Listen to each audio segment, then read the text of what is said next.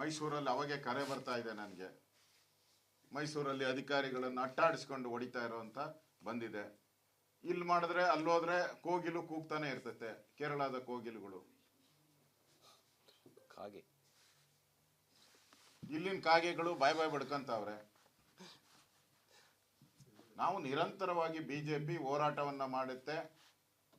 ತಾರ್ಕಿಕ ಅಂತ್ಯಕ್ಕೂ ತಗೊಂಡೋಗಿದ್ದೀರಿ. ಮೂಡ ಹಗರಣದನ್ನ 14 ಸೈಟು ಬಾಯಿ ಮುಚ್ಕೊಂಡು ಗಪ್ ಚಿಪ್ಪಾಗಿ ಕಳ್ತಂದಾಗಿ ಯಾರಿಗೂ ಗೊತ್ತಿಲ್ದಂಗೆ ಸರೆಂಡರ್ ಮಾಡಿಸಿದ್ದು ನಾವೇ.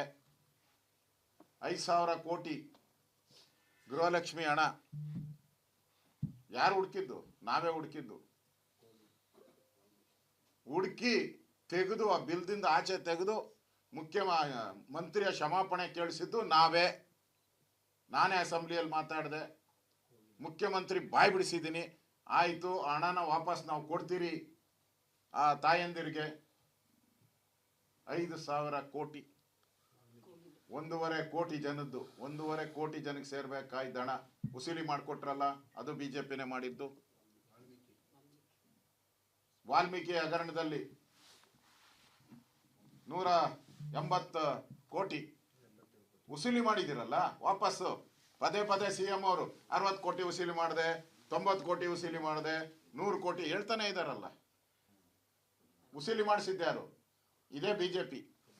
ನಾವೇ ಹೋಗಿದ್ರಿ ಅವ್ರ ಮನೆಗೆ ಹೋಗಿ, ಸತ್ತವ್ರ ಮನೆಗೆ ಹೋಗಿ ಸಾಂತ್ವನ ಹೇಳಿ ದಾಖಲೆಗಳು ತಂದವರು ನಾವೇ, ರಾಜೀನಾಮೆ ಕೊಡಿಸ್ತವರು ನಾವೇ.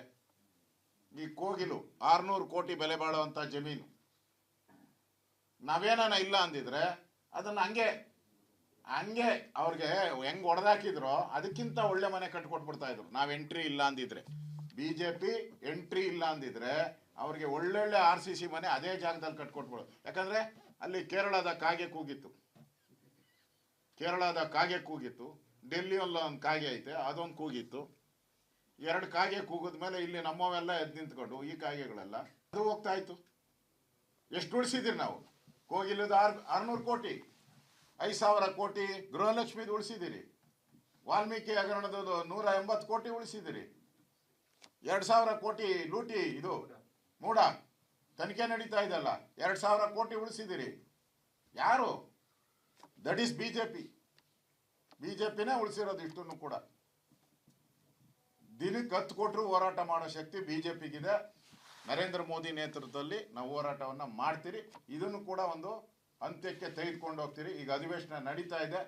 ಎಲ್ಲ ವಿಚಾರಗಳನ್ನ ಅವರು ಕರೆದಿದ್ದಾರಲ್ಲ, ಗಾಂಧೀಜಿ ಈ ನಕಲಿ ಗಾಂಧಿಗಳು ಇವರೆಲ್ಲ ಪಾಪ ಒರಿಜಿನಲ್ ಗಾಂಧೀಜಿ ಸ್ವಾತಂತ್ರ್ಯ ತಂದು ಕೊಟ್ಟವರು, ಇವ್ರು ನಕಲಿ ಗಾಂಧಿಗಳು. ಅವ್ರ ಹೆಸರು ಹೇಳಿ ಲೂಟಿ ಮಾಡ್ತಾ ಇರೋ ಇವರ ಬಣ್ಣ ಬಯಲನ್ನ ನಾವು ವಿಧಾನಸಭೆಯಲ್ಲೂ ನಾವು ಮಾಡೋರಿದ್ದೀರಿ. ವಿಧಾನಸಭೆಯಲ್ಲಿ ನಾನು ಈ ವಿಚಾರ ವಿಧಾನಸಭೆಯಲ್ಲಿ ನಾನು ಪೊಲೀಸ್ ಇಲಾಖೆ, ಪೊಲೀಸರೇ ಕಳ್ಳರಾದರೆ ಏನು, ಬೇಲಿಯೇ ಎದ್ದು ಹೊಲ ಮೇಯದು, ಕುರಿ ಕಾಯಕ್ಕೆ ತೋಳನ ನೇಮಕ ಮಾಡಿರುವಂತ ಕಾಂಗ್ರೆಸ್ ಸರ್ಕಾರ ಅಂತೇಳಿ ಅಸೆಂಬ್ಲಿಯಲ್ಲಿ ನಾನು ಮಾತಾಡಿದ್ದೆ. ಸುಮಾರು 2 ಗಂಟೆಗಳ ಕಾಲ, 2ಕ್ಕೂ ಹೆಚ್ಚು ಗಂಟೆಗಳ ಕಾಲ ಮಾತಾಡಿದ್ದೆ. ಡ್ರಗ್ ಮಾಫಿಯಾ ಕರ್ನಾಟಕವನ್ನ ಸುತ್ತುವರೆದಿದೆ, ಇದರಿಂದ ಆಚೆ ಬರಕ್ ಸಾಧ್ಯ ಇಲ್ಲ. ಶಾಲೆಗೆ ಹೋಗೋ ಮಕ್ಕಳಲ್ಲೂ ಕೂಡ 12% ಸರ್ವೆ ರಿಪೋರ್ಟ್, ನಾನು ಹೇಳಿದೆ ಸರ್ವೆ ರಿಪೋರ್ಟ್ 12% ಶಾಲೆಗೆ ಹೋಗೋ ಮಕ್ಕಳು ಕೂಡ 12% ಡ್ರಗ್ ಸೇವಿಸ್ತಾರೆ ಅನ್ನೋದು ಸರ್ವೆಯಲ್ಲಿ ಬಂದಿರೋಂಥ ಮಾಹಿತಿ. ಅದು ಪ್ರಕಟನೂ ಕೂಡ ಆಗಿದೆ. ನಾನು ಅಸೆಂಬ್ಲಿಯಲ್ಲಿ ಹೇಳಿದೆ. ಅದಕ್ಕೆ ನಮ್ಮ ಏನು ಗೊತ್ತಿಲ್ಲ ಮಿನಿಸ್ಟ್ರು ಅವರು ಒಂದು ರಿಪ್ಲೈ ಲೇ ಮಾಡಿದ್ದಾರೆ. ನಿಮ್ಗೆ ಸಿಕ್ಕಿದ್ಯಾ? ಮಾಧ್ಯಮದವ್ರು ಸಿಕ್ಕಿಲ್ಲ ಅಂದ್ರೆ ಕೊಡ್ತೀನಿ. ಲೇ ಮಾಡಿದ್ದಾರೆ. ನಾನು ಡ್ರಗ್ ಬಗ್ಗೆ ಮಾತಾಡಿದ್ದೆ, ಕಾನೂನು ಸುವ್ಯವಸ್ಥೆ ಬಗ್ಗೆ ಮಾತಾಡಿದ್ದೆ, ಮತ್ತೆ ಬೇರೆ ಬೇರೆ ಗಲಾಟೆಗಳಾಗಿದೆಯಲ್ಲ ಅದ್ರ ಬಗ್ಗೆ ನಾನು ಮಾತಾಡಿದ್ದೆ. ಅದಕ್ಕೆ ರಿಪ್ಲೈ ಕೊಟ್ಟಿದ್ದಾರೆ.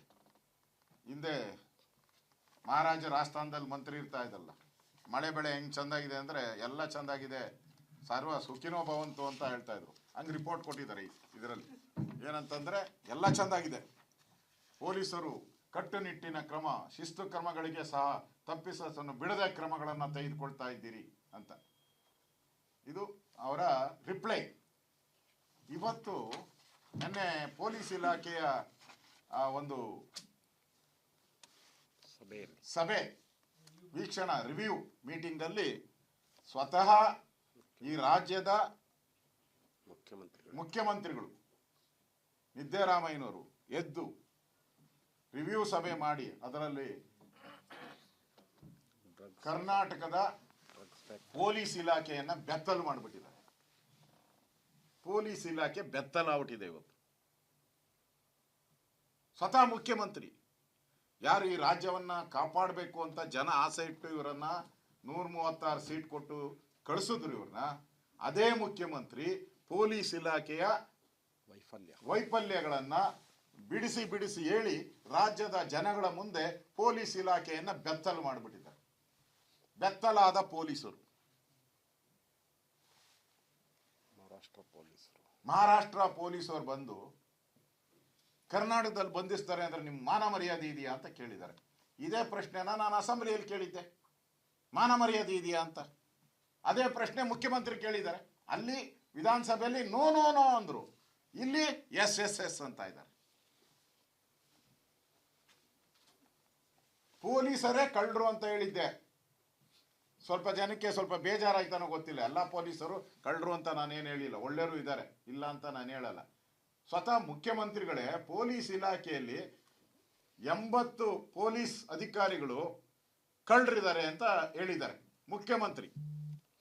ನೀವು ಮಾಧ್ಯಮದವರು ಪ್ರಕಟ ಮಾಡಿದ್ದೀರಾ, ಮುಚ್ಚಿಡಕ್ಕಾಗುತ್ತಾ ಇದನ್ನ ಯಾರನ್ನ ಸುಳ್ಳು ಅಂತಾರ ಪ್ರಕಟ ಮಾಡಿದ್ದೀರಾ? 80 ಜನ ಅಲ್ಲ, 180 ಜನ,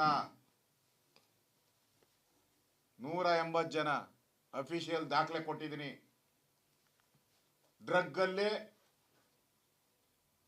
ಮಂಗಳೂರಲ್ಲೇ ಇದ್ದಾರೆ 80 ಜನ. ಒಂದೇ ಮಂಗಳೂರು ಒಂದರಲ್ಲೇ 80 ಜನ ಇದ್ದಾರೆ, ಬೆಂಗಳೂರು ಬಿಟ್ಟು.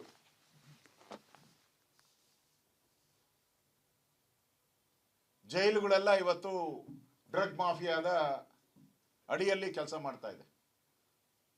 ಡ್ರಗ್ ಮಾಫಿಯಾದ ಕಂಟ್ರೋಲ್ ಅಲ್ಲಿ ಇದೆ ಎಲ್ಲ ಜೈಲುಗಳು. ಕರ್ನಾಟಕದ ಎಲ್ಲ ಜೈಲುಗಳು ಡ್ರಗ್ ಮಾಫಿಯಾದ ಕಪಿಮುಷ್ಟಿಯಲ್ಲಿದೆ ಇವತ್ತು.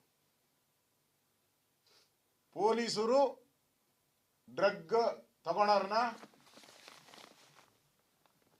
ಜೈಲುಗಳಲ್ಲಿ ಒಡೆಯುವಂತ ಸಂಸ್ಕೃತಿ ಹೊರಟೋಯ್ತು. ಈಗ ಸ್ವಲ್ಪ ಉಲ್ಟಾ, ಕಾಂಗ್ರೆಸ್ ಬಂದ್ಮೇಲೆ ಉಲ್ಟಾ. ಡ್ರಗ್ ಸಪ್ಲೈ ಮಾಡೋರೇ ಒಳಗಡೆ ಯಾರಿದ್ದಾರೆ ಮಾಫಿಯಾ ಜೈಲಲ್ಲಿ, ಅವರೇ ಈಗ ಪೊಲೀಸರು ನಡೀತಾರೆ.